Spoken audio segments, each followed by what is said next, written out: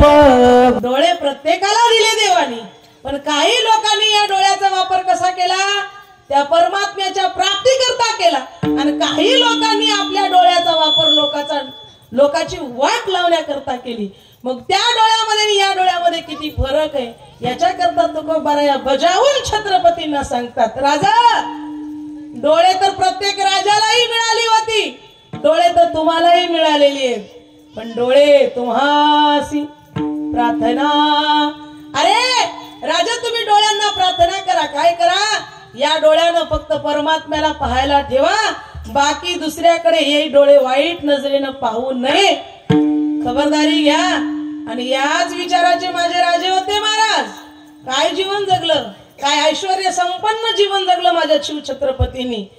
अशी देखणी बाई पुढे आली, अशी देखणी. सुभेदाराची सुन होती सुंदर अशी,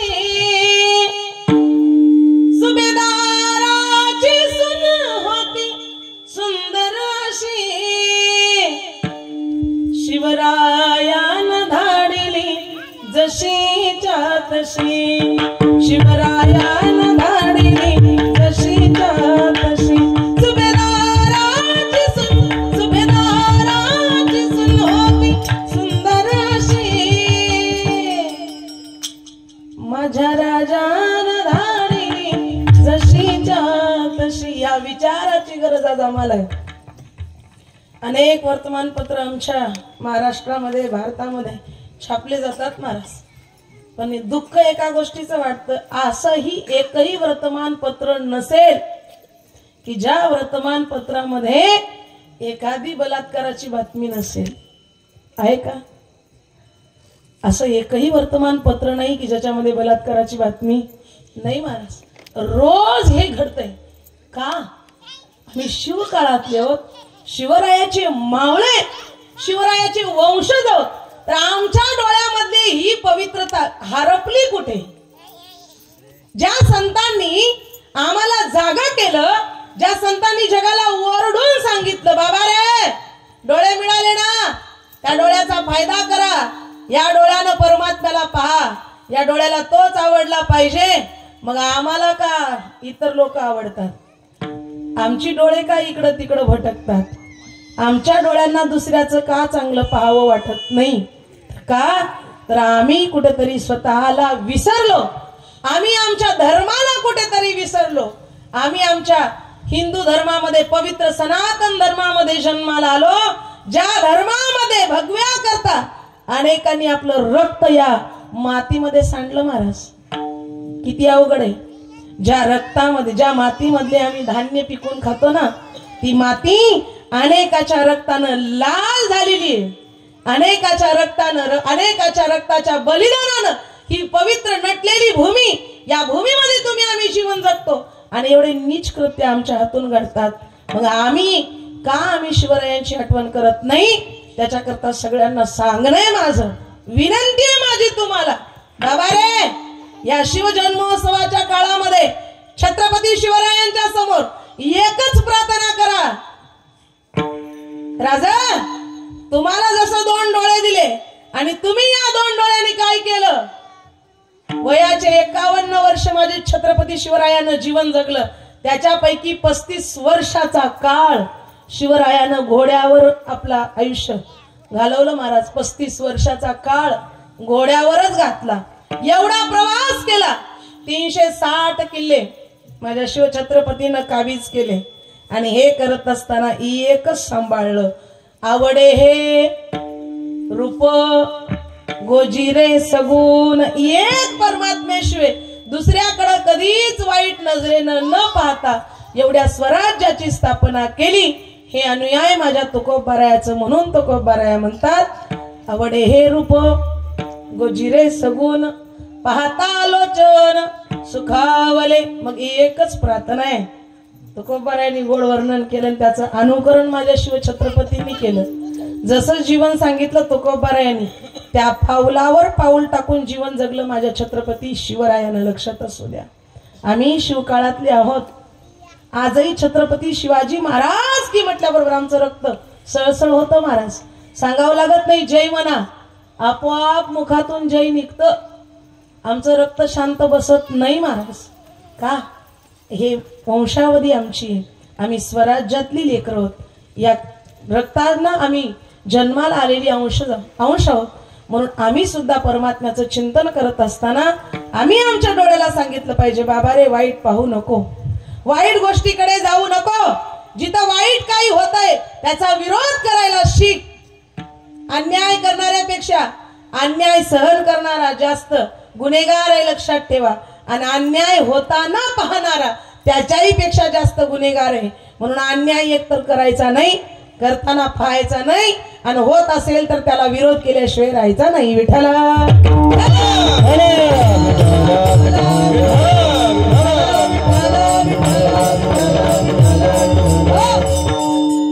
हे अनुयायी घेऊन माझे छत्रपती शिवराया जीवन जगत होते. तो बऱ्या सांगतात पुढं, बाबा रे एक तर तू पाळलंस म्हणे, देवाशिवाय दुसरं कोणाला पाहिलं नाहीस मान्य, पण त्या देवाला एकच प्रार्थना कर, बाबा ही डोळे कधी दगा देतील काही सांगता येत नाही.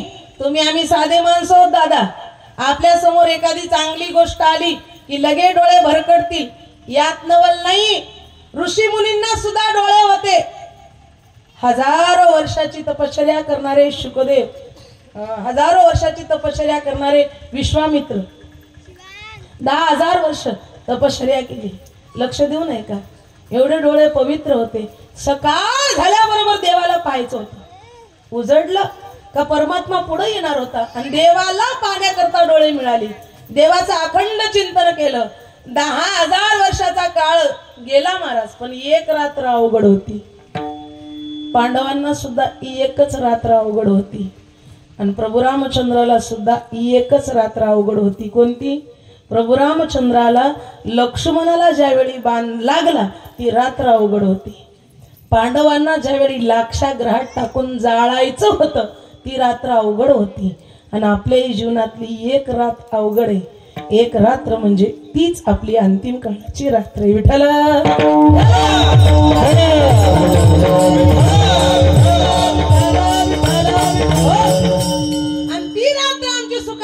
तर याच्या करता याजसाठी केला होता अट्टहास शेवटचा गोड. बाबा रे शेवटचा काळ गोड व्हावा.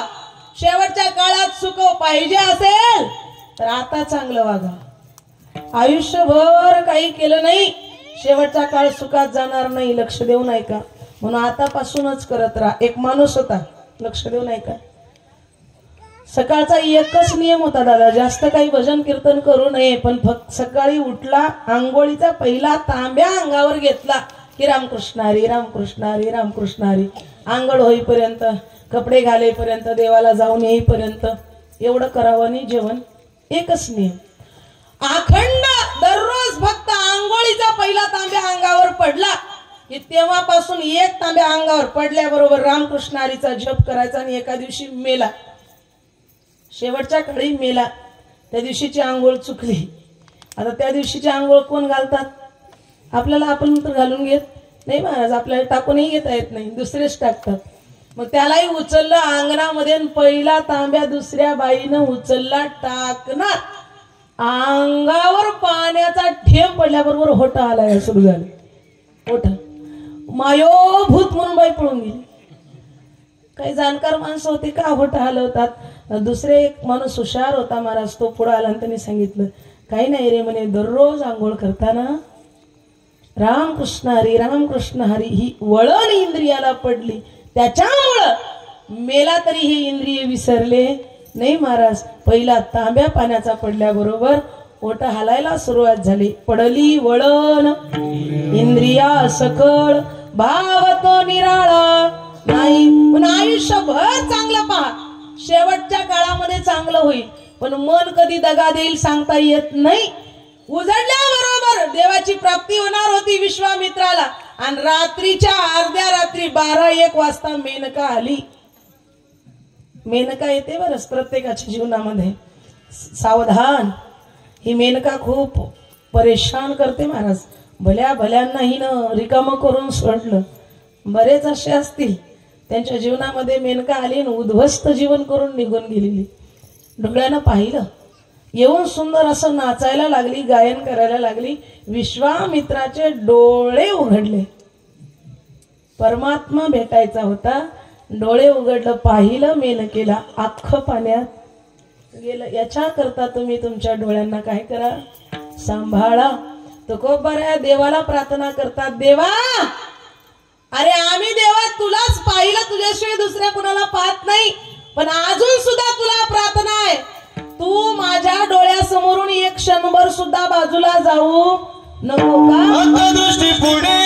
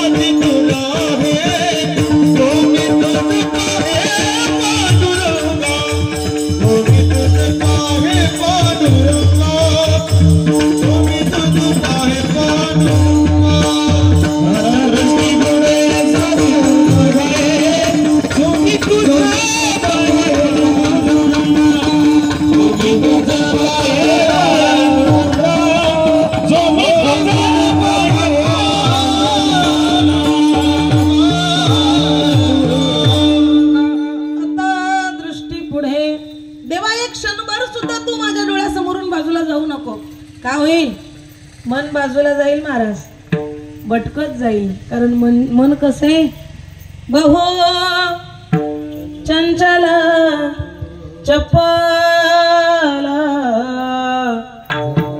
जाता येता लागे वेळ. म्हणे महाराज ते कुठेही भटकत, म्हणून डोळ्यांना अंकित ठेवा, मनाला अंकित ठेवा. भटकतात, रस्ता भटकू नका, सूचना आहे. एक गोड उदाहरण आहे महाराज. काही काही वेळा माणूस खूपही चांगलं वागणारा असतो, पण संगती चांगली नसते. इथं कोणी नसेल पण ऐकून ठेवा. 2-4 मित्र निघाले, कलीचा काळ आहे महाराज, नको त्या व्यसनाला तरुण लागलेले आहेत. खूप मदिरा घेतलेली होती, आवेशाच्या बाहेर होते. स्वैर वागणारे रस्त्यानं निघाले. रस्त्यानं निघालेले असताना संध्याकाळची 11:30ची वेळ असावी, 11-11:30ची वेळ आहे. आणि त्यावेळी ते निघाले रस्त्यानं. आणि रस्त्यानं निघाल्याबरोबर मोठा शहर आहे. एक मुलगी ट्युशनला गेली असेल, यायला वेळ झाला, काहीतरी होमवर्क असेल केलं, एकटीच रात्री निघालेली आहे, भर भर भर रस्त्याने पुढे जाते. तिच्या अंतःकरणात भीती आहेच, कारण स्त्री एकटी कुठेही शोभून दिसत नाही महाराज. तिला कुणाचा तरी आधार लागतो. एकटी चालली, ट्युशनची वेळ निघून गेलेली, घरी जायला वेळ झाली, रात्रीचे 11:30 वाजले, रस्त्याने एकटी, आणि तिथं हे पोरं उन्हाळ पोरं निघालेले दिसले महाराज. आता तर ती अंतःकरणातून घाबरली, विचार करायला लागली, कधी घर गाठतंय, एकच डोक्यात आहे, धावपळ धावपळ धावपळ करत स्वैर स्वैर जोराने आपल्या घराकडे निघाली. देवड्यामध्ये पोरांचे डोळे, पोरांनी पाहिलं महाराज, एकटी पोरगी दिसते. एकटी दिसल्यावर काय करते सांगायची गरज नाही, धावायला लागले पोरं तिच्या मागे, 4 धावायला लागली. ती एकटी पुढे धावती, पुन्हा पुन्हा पुन्हा सगळ्यांनी धाव सुरू केली, आणि असं करता करता करता पोरगी पुढे पळाली, माग 2-3 पडले, आणि एक तिच्या माग जोरातच धावायला लागलं. पोरगी पुढे पळती, पोरग माग पळते. तिला वाटतं आता कोणी मला वाचवायला येणार नाही, पळायला लागली. पोरग धावत पळत तिच्या जवळ गेलं, समोर जीव वाचवण्याकरता धावणारी पोरगी, पोरग मागून धावलं, झपाटून तिच्या अंगावर पडलं. हाताला तिची ओढणी लागली, अंगावरची ओढणी लागली, खेचलं महाराज. खेचल्याबरोबर पोरगी खाली पडली. खाली पडल्याबरोबर जे दृश्य झालं ना, ते प्रत्येकाच्या अंगावर शहारे आणणारं दृश्य होतं. पिऊन मदिरेच्या आवेशामध्ये एवढं पोरग धुंद होतं, एवढं पिऊन ते बेचाव जीवन जगणारं पोरग, त्याच्या दरदर अंगाला घाम घातला. जी तरुणी खाली पडली होती, तिचा चेहरा त्याला दिसला, आणि घामानं दरदर भरून आलं त्याचं अंग. तिचा चेहरा पाहिला, आणि तिच्याही डोळ्याला धारा लागले. याचं तोंड पाहिल्याबरोबर कोण होता? सख्खा तिचा भाऊ होता. भावानं बहिणीला न ओळखता तिच्या माग लागला होता. कशाच्या आवेशामध्ये? मदिरेच्या आवेशामध्ये. व्यसनी झाल्यामुळं, मन आपल्या अंकेमध्ये नसल्यामुळं, डोळे आमचं न ऐकल्यामुळं स्वैर जीवन जगणारा तरुण त्या तरुणीच्या माग लागला. शेवटच्या काळात कळालं ती माझी बहीण आहे. बहीण म्हणली, काय पाहतोस, तुझी काय इच्छा आहे?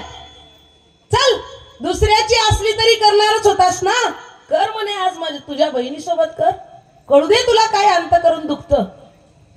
बहिणीचं उत्तर ऐकलं, पाया पकडले महाराज त्या पोरांनी. म्हणे, ताई चुकलो, माफ कर. त्या ताईचं वचन आहे जगाला, तुम्हाला तुमची बहीण बहीण वाटते, दुसऱ्याची पोरगी बहीण वाटत नाही. याचा विचार जोपर्यंत आमच्या अंतःकरणात येत नाही ना, तोपर्यंत आमचा शिवछत्रपती राजा सुखी होणार नाही महाराज. तोपर्यंत आमच्या राजांना आमच्या महाराष्ट्राचा गौरव वाटणार नाही. म्हणून तरुणांनो, एकच गोष्ट लक्षात ठेवा, या शिवजन्मोत्सवाच्या काळामध्ये असो, येणाऱ्या वर्षानुवर्ष काळामध्ये एकच गोष्ट लक्षात ठेवा, तुम्हाला मिळालेल्या पत्न्या विधवा करायच्या नसतील, तुमच्या पोटी जन्माला आलेली पोरं अनाथ करायची नसतील, तर तुम्ही तुमच्या डोळ्यांना अंकित ठेवा आणि तुमच्या मनाला स्वैर न होऊ देता मनाला ताब्यात ठेवा आणि निर्व्यसनी जीवन जगा. एकच सांगा, देवा तुलाच पाहिन, दुसरं कुणाला पाहणार नाही, तरच आमचा महाराष्ट्र सुखी होईल. विठ्ठला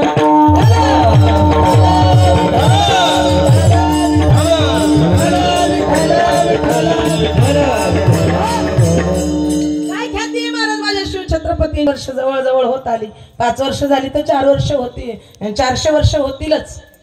काय त्या राजांनी काय अशी जादूगिरी केली? संध्याकाळची वेळ आहे, पोरगी पळत सुटली रस्त्यानं, मागून गुंड लागलेली आहेत, चोर लागलेली आहेत, पळत सुटली, धावत पळत, वाचवा वाचवा वाचवा. तेवढ्यामध्ये एक गाव दिसलं, घर दिसलं, घरामध्ये लाईट चालू होता. संध्याकाळची वेळ आहे, लाईट चालू होता. लाईट खिडकीतून पाहिलं तिनं, घरामध्ये फक्त छत्रपती शिवरायांचा फोटो होता. तेवढं पाहिल्याबरोबर दाराला कडी वाजवली, दार उघडा. आत एकच पोरग होतं, तरुण, 20-22 वर्षाचा तरणा बांड होता. त्यांनी दार उघडलं, ती मधात शिरलीने सांगितलं, दादा माझी माझ्या मागणं गुंडे लागलेत, मला वाचवा, मला थोडा वेळ सहारा द्या. पोराने कडी लावली, मधी तिला खुर्चीवर बसवलं, एकच प्रश्न विचारला, म्हणे बाई तुझ्या मागूनही गुंडच लागले आणि ज्याच्याकडे आली तोही मी एकटाच आहे, इथंही माझ्याजवळ कोणी नाही आणि तुला भीती नाही वाटली का बरं? तू माझ्याकडे आली, तुला आता भीती वाटत नाही का? ती म्हणली आता मी निश्चिंत आहे, आता माझ्या मनाला समाधान आहे. का बरं तुझ्या मनाला समाधान? ती सांगते माझ्या नकालाही धक्का लागणार नाही, माझ्या केसालाही धक्का लागणार नाही, याची शाश्वती मला या घरात आल्यानंतर कळाली. का? पोराने विचारलं, असं का वाटलं? मी तरणा भांड आहे, 20 वर्षाचा आहे, वयात आलेला पोरगा आहे, तरी तुला समाधान का वाटतं? त्या पोरीनं गोड उत्तर दिलं महाराज. आणि असंच उत्तर माझ्या महाराष्ट्रातल्या प्रत्येक घरामध्ये गेल्यानंतर मिळालं पाहिजे. त्या पोरीनं उत्तर दिलं, ती म्हणते दादा तुझ्या घरात येत असताना घरातल्या खिडकीतून तुझ्या घरात पाहिलं, तुझ्या घराच्या भिंतीला छत्रपती शिवरायांचा फोटो पाहिला की मनामध्ये वाटलं म्हणे या घरात गेल्यावर मी सुखरूप राहील, माझ्या केसाला सुद्धा धक्का लागणार नाही महाराज, माझ्या तळपायाला सुद्धा काठा मोडणार नाही, याची शाश्वती मला कशामुळे झाली? या घरात शिवछत्रपतींचा फोटो आहे. जिथं माझा राजा आहे तिथं अन्याय नाहीये, जिथं माझा राजा आहे तिथं अनाचार नाहीये, जिथं माझा राजा आहे तिथं धर्मच राहील, जिथं माझा राजा राहील तिथं भगवाच राहील, जिथं माझा छत्रपती राजा राहील तिथं शिवरायाचे मावळेच असतील. लक्षात घ्या, मावळे कधी धर्माच्या विरोधात जाणार नाहीयेत. म्हणून एकच गोष्ट लक्षात ठेवा, जन्मलो आम्ही हिंदू म्हणून, त्याच्याकरता आमचं मन लालची असलं पाहिजे. कशा करता? जे धर्माचं कार्य माझ्या शिवछत्रपतीनं केलं त्याच्याकरताच आमचं अंतकरण सुद्धा तळतळत असणार पाहिजे. म्हणून तुकोबाराया म्हणतात, लालचावले मन लागली से गोडी ते जीवे न सोडी ऐसे झाले. या विचारा करता परमात्म्याच्या रूपा करता जसं जगद्गुरु तुकोबारायचं मन लालची झालं ना, जगातला अन्याय दूर करण्याकरता, आई बहिणीची आबरू राखण्याकरता, स्वराज्याची निर्मिती करण्याकरता जिजामाईनं शिवाईला प्रार्थना करून जे शिवबीज मागितलं, जिजामाईनं मागितलं महाराज, एक पुत्र साधे मला देशाच्या रक्षणाला. जिजामाई रोज शिवाई मातेला प्रार्थना करायची, हे आई, हे जगदंबा, एक पुत्र साधे मला देशाच्या रक्षणाला. का म्हणे? या काळामध्ये मुघलांचा काळ, अनेक अत्याचार स्त्रियांवर होतात, मग त्याच्याकरता एकच दे, पुत्र व्हावा ऐसा गुंडा ज्याचा तिन्ही लोकी झेंडा. तिन्ही लोकात झेंडा असला पाहिजे, एकच पाहिजे. घरभर लेकरं नको महाराज, जास्त राहू पण कामाचे राहावं. सगळेच कामाचे असतील चांगली गोष्ट आहे. बऱ्याच माणसांना रडायची वेळ आहे. काही लोक म्हणतात नसतं लेकरं झाले तर बरं झालं असतं, आणि काही लोक म्हणतात एक तरी झालं असतं तर बरं झालं. महाराज, आहे तो बी दुःखी आहे, नाही तो बी कोणी सुखी नाही जगामध्ये, सगळे दुःखी आहे. पण जिजामातेनं शिवाईला एक पुत्र मागितला, एकच दे, जास्त नको. आणि छत्रपती शिवरायांच्या जन्मकाळामध्ये जिजामातेनं आई शिवाईला प्रार्थना केल्यामुळं शहाजीराजे व जिजाईच्या पोटी शिवावतार झाला आणि तो शिवराया जन्माला आला. शिवरायानं जन्माला आल्याबरोबर स्वराज्याचं स्वप्न पाहिलं होतं शहाजीराजानं. शहाजीराजानं पाहिलेलं स्वप्न जिजामातेनं आपल्या पोटात वाढवलं. जसं ते बाहेर आलं त्याला सगळ्या संस्कारानं युक्त केलं माझ्या जिजामाईनं. माय तुम्ही कमी नाही, तुम्ही जिजामाय झाल्या पाहिजे. आपल्या पोरींना सांगितलं पाहिजे, माय अगं तुझ्याही पोटी शिवबा जन्माला येईल, तू माझ्या पोटी आली, झाशीची राणी लक्ष्मीबाई सारखं काहीतरी कर. सारखा मोबाईल घेऊन 12 वाजेपर्यंत बसू नको. आता पोरीच माईला म्हणतात, आई भूक लागली जेवायला दे. मोबाईल पाहत पाहत भुईवर कधी पडते, भुईवरच खातात महाराज. मोबाईलकडेच लक्ष. ताटातलं खायची आठवण, खालीच भात चुरतात, खालचंच खातात. कारण लक्ष पूर्ण मोबाईल मध्ये. माय म्हणते ए कार्टे चांगलं पाहिजे आणि व्यवस्थित काय ताटात आहे भात खाली काय खायली. ती म्हणते हा खाली आहे का, बरं बरं लक्षात नाही आलं. कारण लक्ष पूर्ण कुठे मोबाईल मध्ये.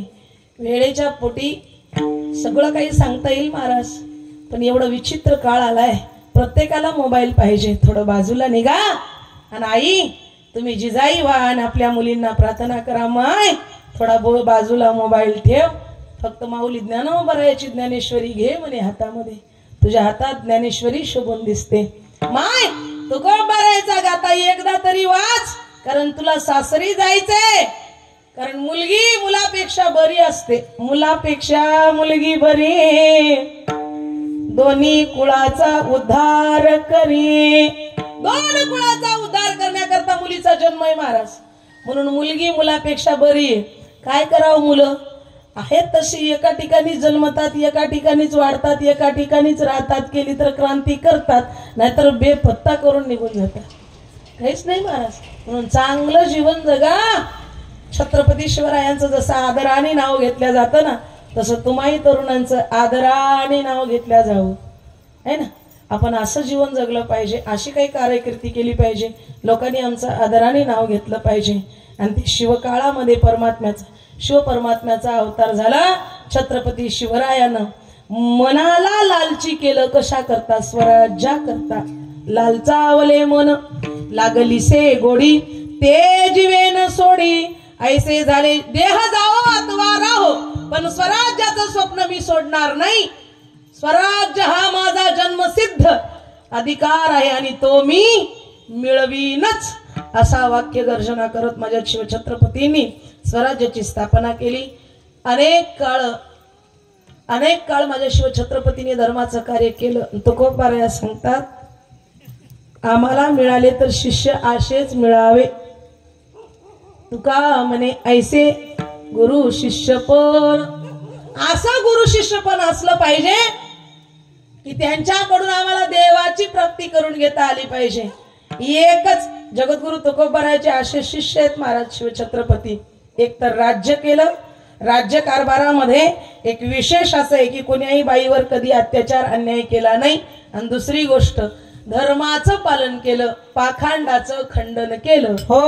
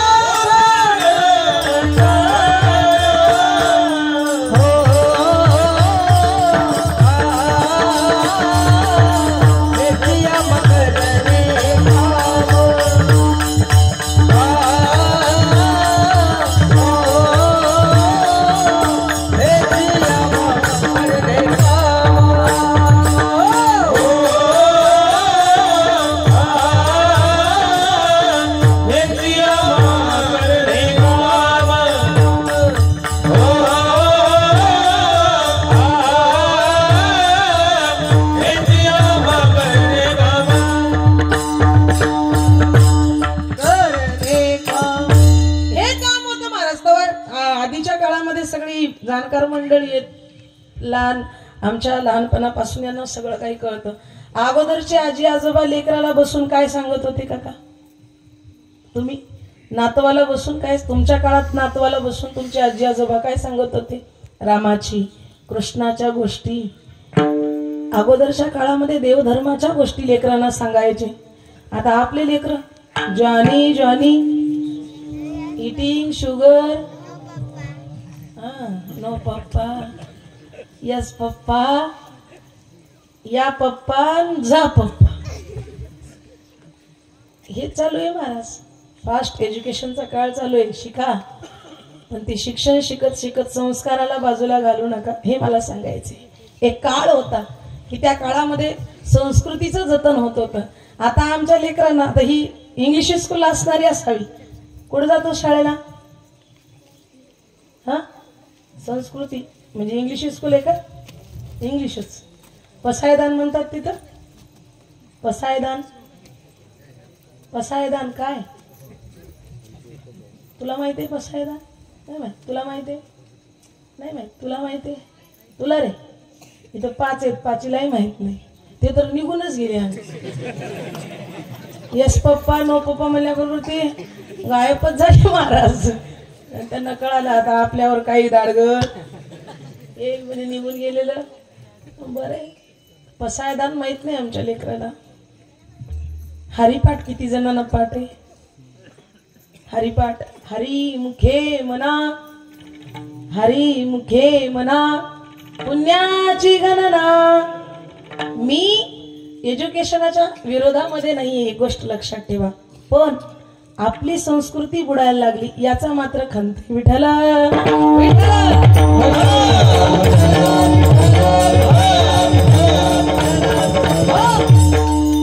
हा पाठ नाही आमच्या लेकरांना. का आम्ही कमी पडतोय?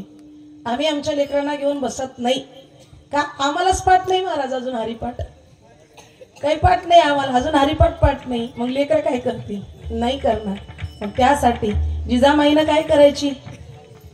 शिवछत्रपतींना मांडीवर घ्यायचं आणि रामाच्या कृष्णाच्या गोष्टी सांगायच्या आणि त्यानुसार जगायला शिकवायचं. राम कसा होता? अधर्मी नव्हता म्हणे, धर्माच्या रक्षणाकरता रामाचा अवतार आहे, कृष्णाचा अवतार. गायीचं पालन करण्याकरता, ब्राह्मणाचं रक्षण करण्याकरता, धर्माचं रक्षण करण्याकरता कृष्ण परमात्म्याचा अवतार आहे. लोक म्हणतात महाराज कृष्णानं गोपिकांसोबत रास लीला केली. एक वाक्य नीट लक्षात घ्या. ज्यावेळी कृष्ण परमात्मा गोपिकांसोबत रास लीला केली त्यावेळी कृष्ण परमात्म्याचं अवघं वय फक्त 11 वर्षाचं होतं. आणि शास्त्र सांगता 11 वर्षाच्या वयामध्ये कुणाच्या अंतकरणात काम वासना निर्माण होत नाही. ही गोष्ट डोक्यातून काढा अगोदर. कृष्ण चरित्राला बरेच शिकलेली लेकरं नाव ठेवतात म्हणजे कृष्णाला बायका करायला मोकळे. नाहीये महाराज, तुम्ही अर्धवट ऐकलं. ज्यावेळी कृष्ण परमात्म्यानं भोमासुरानं 16,100 बायका अशा अनाचारानं उचलल्या होत्या. कुणाच्या लेकी होत्या, कुणाच्या बायका होत्या, कुणाच्या सुना होत्या, कुणाच्या सगळ्यांना उचललं.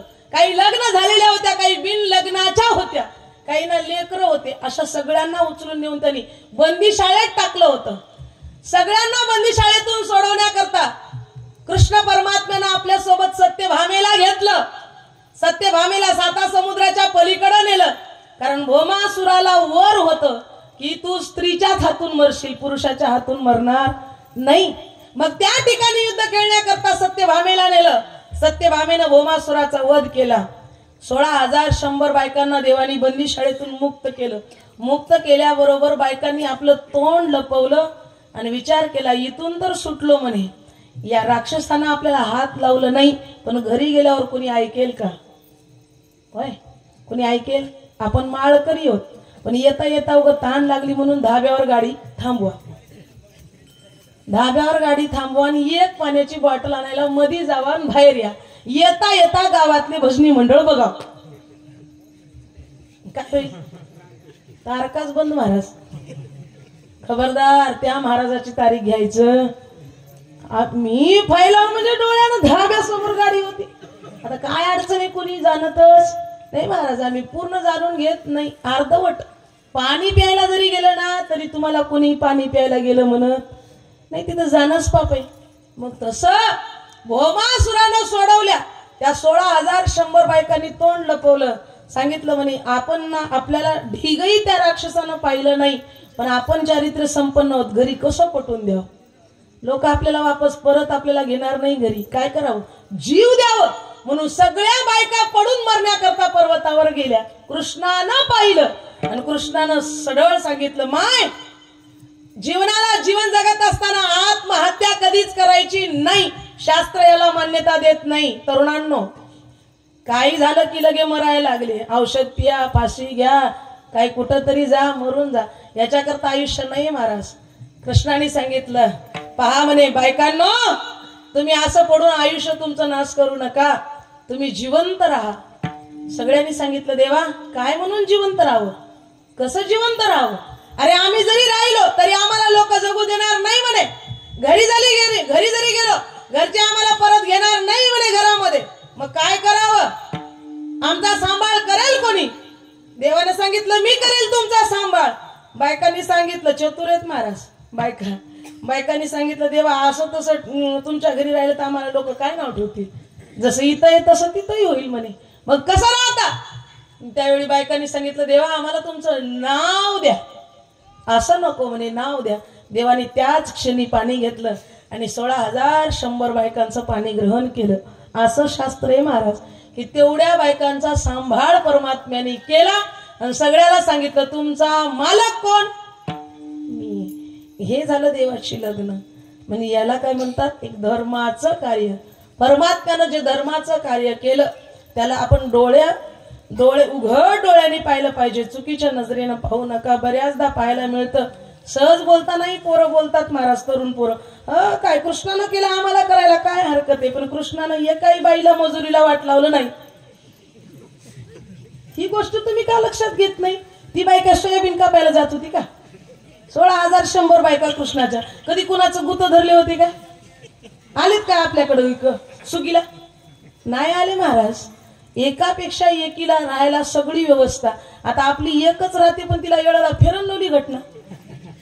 आपली पंचायत आहे, तिला मजुरीला जावं लागतं, तिला 8 दिवस पाया पडावं लागतात. आणा हो आई, आणतो उद्या आणतो. तू कुठं चाललीस? घरातच आहेस की? कोण बघाले काय कराले? 10 दिवस 20 दिवस निघून जातात महाराज. आपलं एकाला एक ताळमेळ लागणं, एकच घरातली आपल्याला सुधारणा. देवानं एवढ्या सांभाळल्या. तोंडापुरतं बोलू नका, स्पष्ट वक्ताय मी. जीवन जगत असताना काही गोष्टी विचारपूर्वक जगा. जसं जीवन जगलं माझ्या छत्रपती शिवरायानं तसं आदर्श जीवन जगा महाराज. रस्त्यावरलं दगड एकदा मंदिरात जातं, एकदा मंदिरात जातं ते देव होतं. तुम्ही आम्ही रोज मंदिरात जातो पण अजून माणसं सुद्धा झालेली नाही महाराज. म्हणून तर एका कवीनं गोड वर्णन केलं, मानसा मानसा कधी माणूस होशील रे, कधी माणूस होणार आहेस तू? मग अजून माणूस व्हायचा पत्ता नाही. म्हणून चांगलं जीवन जगा, आदर्श चांगला घ्या. तुकोबाराया परमात्म्याला वर्णन करतात, प्रार्थना करतात, देवा तुझ्याकरता मन माझं लालची झालं. एखादं लहान लेकरू आहे ना महाराज, याला पळायला लागलं, ते पळणारं लेकरू सारखं कुठं पळत जातं, लांब जातं, तिथून आपल्या आईलाच पाहतं आणि आईच्याच जवळ जातं. साधं उदाहरण, त्याला बाहेर गमत नाही, त्याचं मन रमत नाही. बाहेर गेलं मंडपाच्या बाहेरही जाईल पण तिथून पाहिलं तर आपल्या आईलाच पाहिल, तिच्याशिवाय दुसरीकडे जाणार नाही महाराज. माऊली ज्ञानोबाराया ज्ञानेश्वरी मध्ये वर्णन करतात, एरवी चिया पराविया रंबे हुनी बराविया परी काय कराविया बाळके तेने. एवढं सुंदर कीर्तन चालू आहे. सुंदर बाई पुढी बसलेली एक आजीबाई, अतिशय गोरी गोमटी आहे, पण पोरग तिच्या जवळ बसतं का? लहान लेकरू. ते म्हणतं मला काय करायची, रंबेपेक्षा बरी, मला काय करायची, पण मला माझी मायच कामाची, कारण तिच्याजवळ मला सगळा मायेचा ओलावा भेटतो. तसं जगद्गुरु तुकोबाराया म्हणतात, देवा मला बाकीच्या लोकांशी काय संबंध आहे, मला येर लोकांशी काय देणं घेणं, यांच्याजवळ माझं सुखही नाही, यांच्यासोबत माझं दुःखही नाही. माझं सुखही तुझ्या सोबत आहे, माझं दुःखही तुझ्या सोबत आहे, माझं सुखही तुझ्या जवळ आहे आणि माझं दुःखही तुझ्या जवळ आहे. माझी मायही तूच आहेस आणि माझा बापही तूच आहेस, म्हणून तुलाच मागणे. मी बाळाप्रमाणे तुला मागतो आणि तू आई वडिलाप्रमाणे, जसे आई वडील आपल्या लेकराला काय लागतं ते देतात ना, तसं तू आमची सगळी आळी पुरवावी. असं जगद्गुरु तुकोबाराया अभंगाच्या शेवटच्या चरणी. तुका म्हणे आम्ही मागाणे गरीबाने, तुका म्हणे आम्ही मागाणे गरीबाने, म्हणे आम्ही मागावीन निवाणे ना, तुका म्हणे आम्ही मागावीन निवाणे ना, तुका म्हणे आम्ही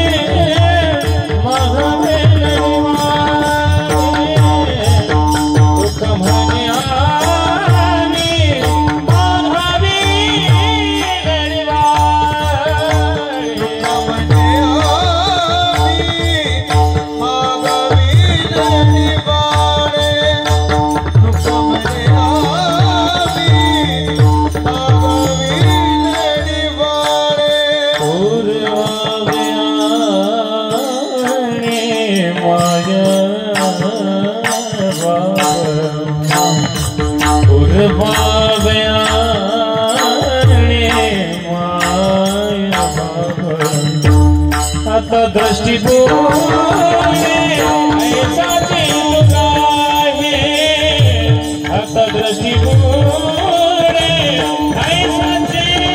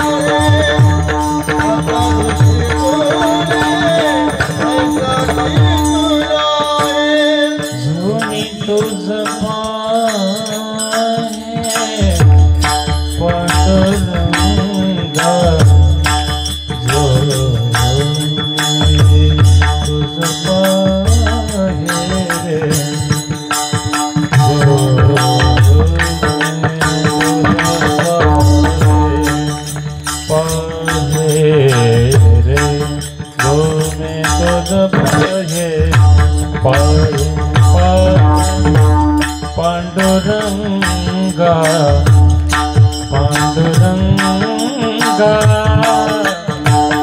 हे पांडुरंगा पांडुरंगा पांडुरंगा पांडुरंगा जो गोदाबा पांडुरंगा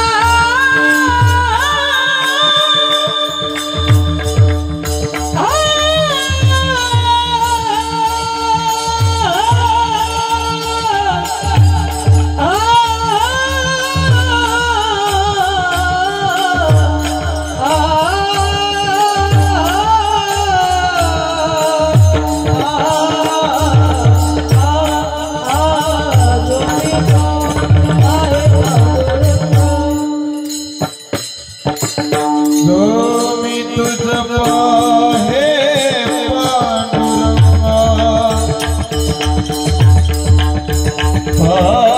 पांडुरंगा नोमी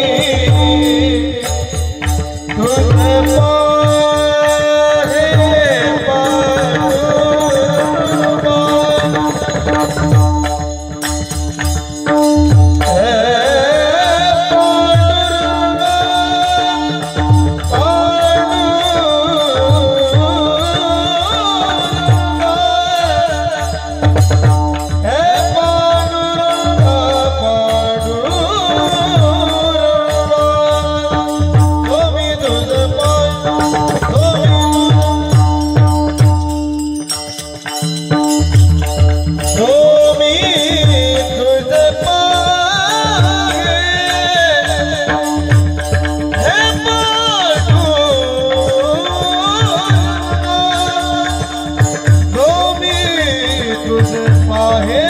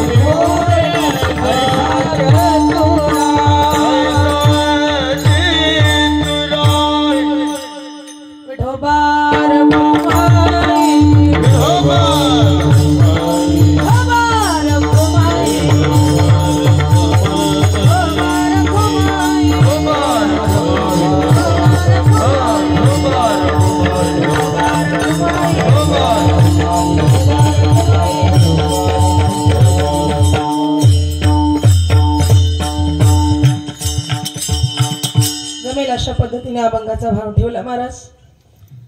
शिवचरित्र त्याला जुळवण्याचा प्रयत्न केला. डोळे किती महत्वाचे, त्या डोळ्याचा सदुपयोग छत्रपती शिवरायांनी आपल्या जीवनात कसा करून घेतला. शिवरायांची कीर्ती अनेकांनी गायली, गायलच पाहिजे का. प्रत्येक वेळा गाऊन सुद्धा आमच्या महाराष्ट्रातल्या लोकांना अजून जाग येत नाही. शिवकाळामध्ये एवढी सुंदर जनजागृती माझ्या शिवछत्रपतींनी केली. सार जनता सुखामध्ये नांदत होती. शिवकाळात नांदत होती, शिवकाळात नांदत होती, सुखात सारी प्रजा, सुखात सारी प्रजा. म्हणून म्हणती शिवाजी माझा जानता राजा, म्हणून म्हणती शिवाजी माझा जानता राजा.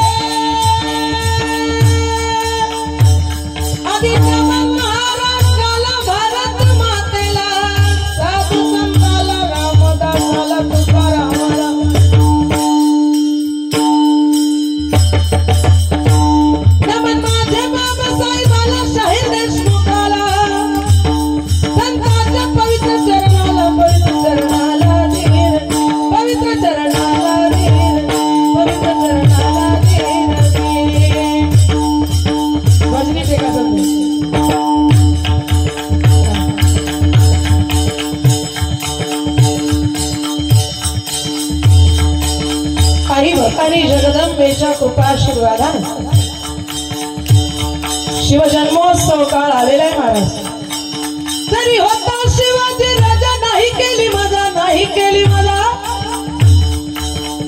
शिवराया होते तरी होता शिवाजी राजा नाही केली मजा, नाही केली मजा.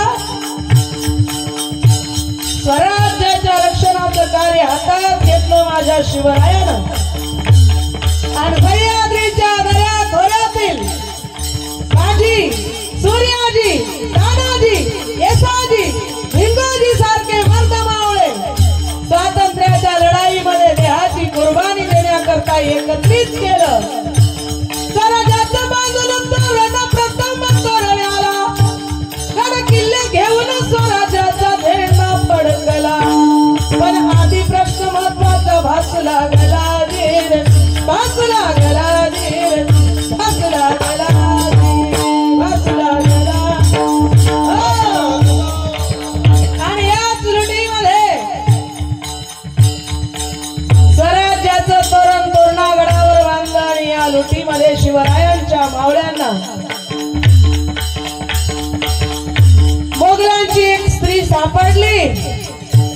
आणि त्या मुलीनं मावळ्यांनी समोर आणून शिवरायांच्या समोर उपस्थित केलं. तिच्याकडे पाहिलं. काळ्या रात्री तळपत होत तिच्या रूपाचं उन्हा. काळ्या रात्री तळपत होत तिच्या रूपाचं उन्हा. अशीच देखणी होती एका मुसलमानाची सुना. अशीच देखणी होती एका मुसलमानाची सुना. त्या तरुणीला आई म्हणाला राजा तो शिलवार. त्या तरुणीला आई म्हणाला राजा तो शिलवार. म्हणून आनंदानं नांदत होते हिंदू मुसलमान. आनंदानं नांदत होते हिंदू मुसलमान. आनंदानं नांदत होते हिंदू मुसलमान. आनंदानं नांदत होते हिंदू मुसलमान. हिंदू मुसलमान, हिंदू मुसलमान, हिंदू मुसलमान, हिंदू मुसलमान.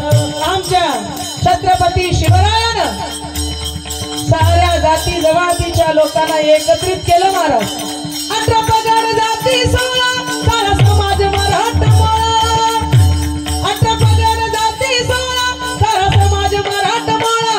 स्वराज्यावर ठेवून डोळा एका जागी केलाय गोळा. प्रथम पहिलं शिर झुकवलं जिजाऊ चरणावरी. प्रथम पहिलं शिर झुकवलं जिजाऊ चरणावरी. पैरा जाग शिवा माझा ग बसला घोड्यावरी. पैरा जाग बसला घोड्यावरी. काय शिवा ग बसला घोड्यावरी. पैरा जाग बसला घोड्यावरी. पैरा जाग बसला घोड्यावरी. लाल मातीच्या कणा कणातून इकडे बघ. लाल मातीच्या कणाकणातून सुगंध दरवळला. जिजाऊ पोटी बाळ शिवाजी जन्माला आला. जिजाऊ पोटी बाळ शिवाजी जन्माला आला. जय जय जिजाऊ, जय जय जिजाऊ, जय जय जिजाऊ, जय जय जिजाऊ, जय जय जिजाऊ, जय जय जिजाऊ, जय जय जिजाऊ, जय जय जिजाऊ. शिवाजीचे वर्णन किती, शिवाजीचे वर्णन किती न्याय रणनीती सदाचार प्रीती, सदाचार प्रीती. कलांचा दिनाच्या लुटीत एक मान करुणीला भरली रूपाची खान. परतीच्या मुलाला मोनेवा कानडी मिला भाषेचं मान. वनश्री गाया केला बहुमान. असा शिवराय चारित्र्यवान रे, असा शिवराय चारित्र्यवान रे. देशासाठी पाच प्राणार्पणास लावावे. शिवरायाचे नाव करते नंतर मर घ्यावे.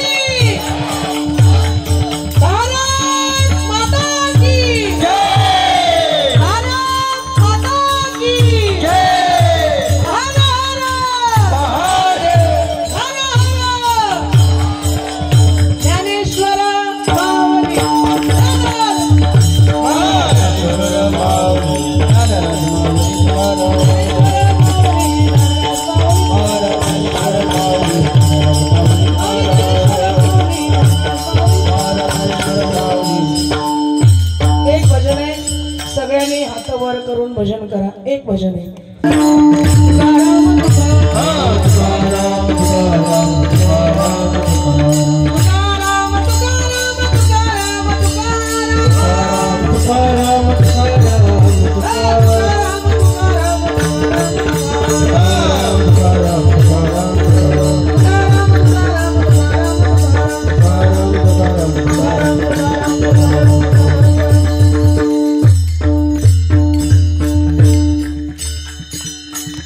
झालेली सेवा म्हणण्यापेक्षा जे अनुयायी शिष्य असणारे परम शिष्य, गुरूंनाही आदर वाटावा असा शिष्य असणारे माझे छत्रपती शिवाजी राजा, त्यांच्या चरणी सुद्धा नतमस्तक होऊन त्यांच्याही चरणी सेवा समर्पित आहे. बोलत असताना सुंदर असा भाव अभंगाचा जमेल अशा पद्धतीने तुमच्या समोर ठेवण्याचा प्रयत्न केला. अभंगाचा भाव हाच असू शकतो असं नाहीये महाराज, कारण मती माझ्या जगद्गुरु तुकोबारायांची, त्यांच्या पुढे आपण सामान्य आहोत, तरी जमेल अशा पद्धतीने अभंगाचा भाव सोडवला. यथामती यथा अवकाश, धावत्या वेगामध्ये बोलत असताना एखादा शब्द अनावधानाने वेडा वाकुडा चुकीचा गेला असेल तर सगळ्यांनी मोठं अंतकरण करून माफी द्यावी एवढीच अपेक्षा आहे. शेवट एक मागणं सगळ्यांना आहे. सुंदर असं उपक्रम जे तुम्ही राबवलंय, माझ्या नवतरुण मंडळी असतील, गावकरी सगळे मंडळी असतील, युवा मंडळी, कुठेही युवा पोरं पुढे आल्याशिवाय कार्यक्रम चांगला होत नाही महाराज. तरणा भाग्यवंत नटे हरी कीर्तनात असे प्रमाण आहे तुकोबारायाचं. मग तरण्यांना बाहेर काढा, तरुणांना पुढं या. आणि ही सगळी मंडळी, जाणकार मंडळी जी आपली मोठी आपल्या गावातील भजनी मंडळी तिथं तुमच्या पाठीशी आहेच, त्यांना सोबत घ्या, सुंदर असा कार्यक्रम करा. कारण यांच्या सहकार्याशिवाय, तरुणांशिवाय हे एवढं कार्यक्रम होत नाही महाराज. म्हणून तरुणेपणी परमार्थाला लागा, म्हातारपणी परमार्थ करता येत नाही हो. अनेक बिमाऱ्या लागतात, पाय गळतात, गुडघे दुखतात, डोळे नीट दिसत नाही, चालत चालत मंडपाकडे येता येत नाही, कुठं तर वाटेतच पडून मरावं लागते. त्याच्यामुळे चांगलं असताना, अंगात ताकद असताना नाचत जाऊ त्याच्या गावारे, खेळीया सुख देईल विसावा, सुख आणि विसावा परमात्म्याजवळ आहे म्हणून नाचत या. आणि भाग्यवंत आहात तुम्ही की तुमच्या हातून असं सुंदर धर्माचं कार्य होतंय. पुनश्च एकदा सगळ्यांनी जोरदार टाळी वाजून तुमच्याच गावकऱ्यांचं स्वागत करायचंय. वाजवा टाळी. सुंदर अशी स्वागत आमच्या कुशावाडी येथील सगळ्या गावकरी मंडळीचं करण्यात येते. का तर सुंदर असं उपक्रम तुम्ही पुनश्च एकदा सुंदर असं उपक्रम राबवलं महाराज. प्रत्येक गावात एकच दिवस डीजे लावायचं, नाचायचं, भरपूर पैसा खर्च करायचा. शिवजयंती असते पण कोणी होशमध्ये राहत नाही, कोणी ताळावर राहत नाही महाराज. पण मला इथं आल्यावर आनंद वाटला. तुम्ही सगळे सुंदर आहात आणि सुंदर जयंती साजरी करत आहात आणि सुंदर विचारानं तुम्ही जीवन जगावं. भगवान परमात्म्यानं तुम्हाला उदंड आयुष्य द्यावं. तुमच्या हातून असं धर्माचं कार्य करून घेत राहावं. एकच विनंती आहे, वाईट व्यसनाला दूर ठेवा, व्यसनाकडे वळू नका. का जी लहान लेकरं आहेत ना दादा, खरंच माझ्या जीवनातला अनुभव तुम्हाला सांगते मी. आपला बाप जर पिदाडू असेल ना, ते पोरग कुणाच्या सोबतीनं राहत नाही महाराज, ते कोण्या मित्राच्या सहवासात राहत नाही, त्याला वाईट वाटतं. जर आपण लेकरांसोबत राहिलं आणि पोरांनी विचारलं, काय रे तुझा बाप किती दारुडे आहे, संध्याकाळी रोज आईला मारतो, हे विचारल्यावर त्याचं अंतकरण दुखावतं. ते मैत्री सुद्धा कोणाशी करत नाही, दूर दूर एकटं राहतं. लहान लेकरांनी जर आपल्या वडिलाला व्यसन करताना पाहिलं तर ते संस्कार आपल्या लेकरावर जडतात. ते स्वतः मनामध्ये खंत करून एकटपणात राहतं. म्हणून विनंती आहे, तरुणपणी आपल्या आईवडिलांना सुख द्यायचं असेल तर तुम्ही निर्व्यसनी राहा. तरुणपणामध्ये तुमच्या बायकोला तुम्हाला सुख द्यायचं असेल तर तुम्ही निर्व्यसनी राहा. आणि म्हातारपणात तुम्हाला जर सुंदर जीवन जगायचं असेल तर त्याच्याकरता आता निर्व्यसनी राहा. हे महत्वाचं आहे दादा. आता जर तुम्ही निर्व्यसनी असाल तर लेकरं सुसंस्कारी होतील. आता तुम्ही निर्व्यसनी असाल तर तुमची पत्नी तुमच्याकरता समाधान राहील. नाहीतर व्यसनाधीन झालो आणि आयुष्याच्या अगोदर जर मेलो तर पोरं अनाथ होतील. ती पोरं कुणाला वडील म्हणावं? आपली पत्नी कुणाशी जीवन जगावं? कुणासोबत तिचं सहकार्य असावं? तिला जीवन जगत असताना आजच्या काळामध्ये तर कोणी कुणाला सहकार्य करतच नाही महाराज. भावकीची लोक कशी असतात याचं उत्तम उदाहरण पाहायचं असेल तर कधी तुम्ही महाभारत वाचा. महाभारतामध्ये एवढं सुंदर उदाहरण आहेत महाराज भावकीशाबद्दलचे. मी सांगून कशाला परेशान हो, तुम्हा सगळ्यांना अनुभव आहे. म्हणून विनंती माझी तरुणाला, ज्या आई वडिलांनी लहानपणापासून आम्हाला तळ हातातल्या पोडाप्रमाणे वागवलं, आम्ही खूप मोठे होतो, त्यांनी आम्हाला सगळा सांभाळ केला, शिक्षण केलं. नाही नोकरी लागली, कामधंदा पहा, नाही नोकरी लागली म्हणून वाईट व्यसनाला पोरग कुठंतरी जातं. माई रात्र झाल्यावर हुडकत निघते, बापू आला का, पोरग दिसलं का हो पाटील, आमचा बाळ्या दिसला का हो पाटील. सतत रोडणी असते महाराज. माई एका बाजूला आणि बाप एका बाजूला. म्हातारपणी आई वडिलांना वाटतं पोरग आपला सहारा होईल, तो आपल्याला मेल्यावर कांदा देईल. पण घडतं विपरीतच. कुणीतरी येऊन सांगतं, बाई तुमचा बाळ्या आता पडला होता म्हणे. कुठं? देगलूरच्या बस स्टॉपला. नाही हो, आमचा नसेल, तुम्ही पाहिलं का? ते म्हणतात, आम्ही खरंच पाहिलं, त्याच्या जवळ जाऊन पाहिलं, तुमचाच होता. कसं झालं हो, पोरगा माझं लई बेशुद्ध पडला हो म्हणे. बेशुद्ध काय, एवढा पिला म्हणे, घरला येईपर्यंत काही विश्वास नाही येईल का नाही. आणि तेच झालं महाराज. घराकडे येता येता गाडीला धडकलं आणि मरून पडलं. म्हाताऱ्या आई वडिलांना कांदा द्यायची वेळ आमची, आणि आमच्या खांद्यावर त्यांचा भार असताना आम्ही जर त्यांच्या अगोदर मेलं तर त्यांना किती दुःख वाटतं, त्यांना कोण सांभाळावं. म्हणून तरुणांना विनंती आहे, बाबा तुम्ही देशाचं भविष्य आहात. म्हातारे बाबांना काय, आता यांचं सगळं सरलंय आहे ना बाबा, तुम्हाला काय करायचंय, तुम्ही समाधान झालं ना, आता तुमचं संपत आलं. आयुष्य कोणाचं आहे, तुमचं आहे, या लेकरांचं आहे, यांचं भविष्य आहे. म्हणून यांचं भविष्य चांगलं व्हावं याकरता तुम्हाला चांगलं राहायला पाहिजे. माझ्या मायमाऊल्यांनो, ज्या तरुण आहेत ना, एखाद्या मुलीचा तरुणेपणी जर नवरा गेला ना, तिला विचारा महाराज तिचं दुःख काय. तिचं दुःख कुणी वाटून घेऊ शकत नाही. ती किती दुर्दैवी असेल की आई वडिलाकडे सुखात राहणारी पोरगी लग्न होऊन नवऱ्याकरता सासरी येते, आणि एखादं एक लेकरू झालं न झालं, तिचा नवरा कशाचा धडक देऊन जर मरून जात असेल, वाईट व्यसनाच्या अधीन जाऊन मरत असेल, लोक कुणालाही बोलल्यावर तिला जगू देत नाही महाराज. सहज जरी म्हणली ना, दादा माझं काम एवढं करून आणा, तरी लोक तिला नाव ठेवतात. तिनं कुणाचा सहारा बसून जीवन जगावं. म्हणून तरुणांना सांगणे माझं, दादा वाईट व्यसन करू नका, व्यसनाच्या अधीन जाऊ नका, आणि सुंदर जीवन जगा. याच्यापेक्षा दुसरं जीवन आपलं नाहीये. म्हणून प्रयत्न करा, होईल तेवढं वाईट व्यसनापासून दूर राहा, एवढीच प्रार्थना करते. शिवजन्मोत्सव अतिशय आनंदाने सहकार्याने साजरा करा. आणि तो शिवजन्मोत्सव साजरा करत असताना भगवान परमात्म्याचं चिंतन करा. एकच प्रार्थना झाली, जमलंच तर एक वाईट व्यसन एका जयंतीला सोडा, जास्त नका. एक वाईट व्यसन आपल्या अंतकरणातलं एखादी एक शिवजयंतीला. आता छत्रपती शिवरायांच्या समोर जा आणि सांगा, महाराज मी तुमचा स्वाभिमानी मावळा आहे, मी तुमच्या स्वराज्यात जन्माला आलेला आहे, आणि मी तुम्हाला मानणार आहे. म्हणून तुमच्या चरणाची शपथ घेतो आणि सांगतो, आजपासून मी व्यसन सोडेल, आणि आजपासून मी सुद्धा जगद्गुरु तुकोबारायांचा अनुयायी होईल, आणि मी सुद्धा पवित्र तुळशीची माळ गळ्यात घालेल, आणि मी सुद्धा गळ्यात टाळ घेऊन वारकरी होईल, आणि भजन कीर्तन करेल, आणि धर्माने जीवन जगेल. का धर्मानं जीवन जगलं तर आमची कोण आहे?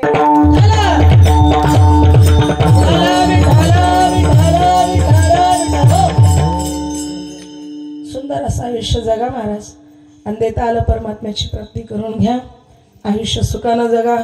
आपल्या परिवाराकरता, मित्रांकरता, आपल्या परिवाराचं लक्षात घ्या. आपल्यानंतर त्यांना कुणी नाहीये, म्हणून सुंदर असं जीवन जगा. एवढीच प्रार्थना करून वाणीला विराम. विठ्ठल जय